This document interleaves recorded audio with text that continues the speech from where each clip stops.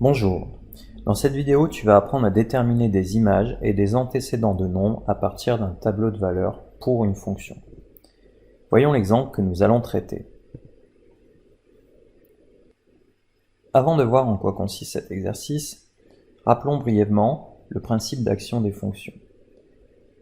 En fait, une fonction, c'est une sorte de machine mathématique qui, dès que tu lui donnes un nombre, te renvoie un autre nombre. Le nombre retourné par la fonction s'appelle l'image du nombre de départ par la fonction. Si par contre on donne le nombre d'arrivée et qu'on veut trouver un nombre qui pourrait convenir pour obtenir cette image, on dit alors qu'on cherche un antécédent du nombre renvoyé par la fonction. Donc attention, là c'est important de bien différencier les articles ici. Quand on donne le nombre de départ, on dit qu'on cherche l'image, sous-entendu la seule image. Tout nombre a une seule image associée.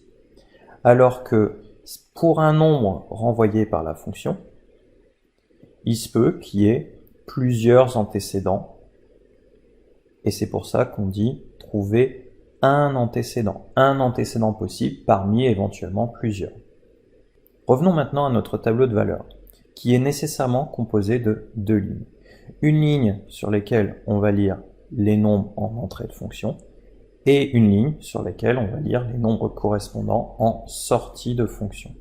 Ici, si nous regardons, les nombres en entrée de fonction sont les différentes valeurs de x. Donc nous avons donné à notre fonction la valeur -2, nous avons donné la valeur -1, la valeur 0, 1, etc.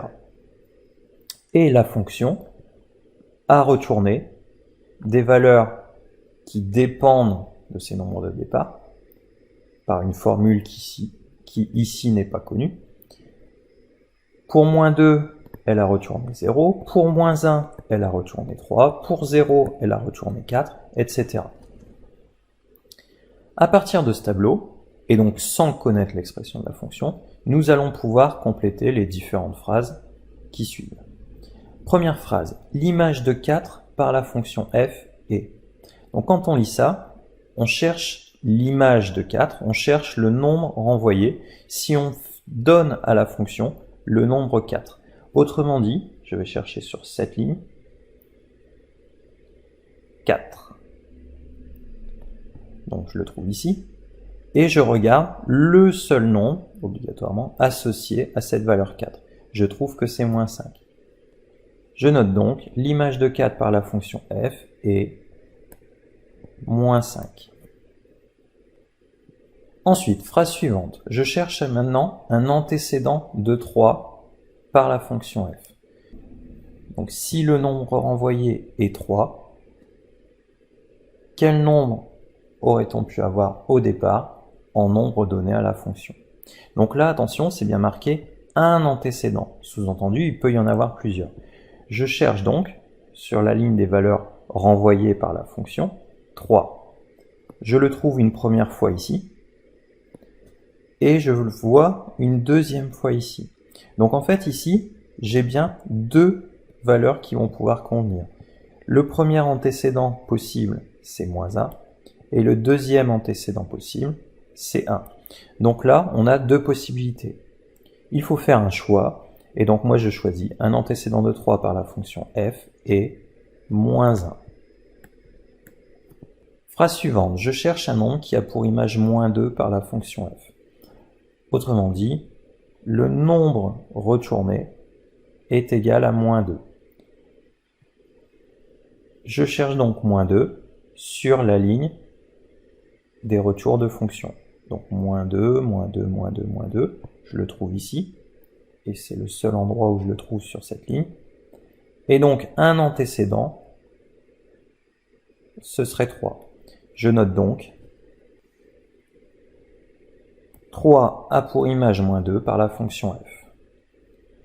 Donc pour ce qui est des deux dernières lignes, c'est plus ou moins les mêmes questions, mais en notation mathématique.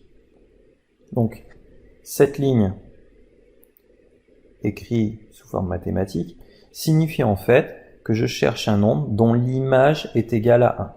Autrement dit, ce 1, je dois le chercher sur la seconde ligne. Je cherche 1, donc je le trouve ici. Et donc, un nombre qui peut convenir, ce serait 2. f de 2 est donc égal à 1. Donc pour terminer, nous cherchons l'image de 0, f de 0. Donc ça veut dire, si x vaut 0, donc x qui vaut 0, quelle est la valeur retournée par la fonction? D'après le tableau, je vois que la réponse est égale à 4. f de 0 est donc égal à 4. Voilà, cette séquence est maintenant terminée.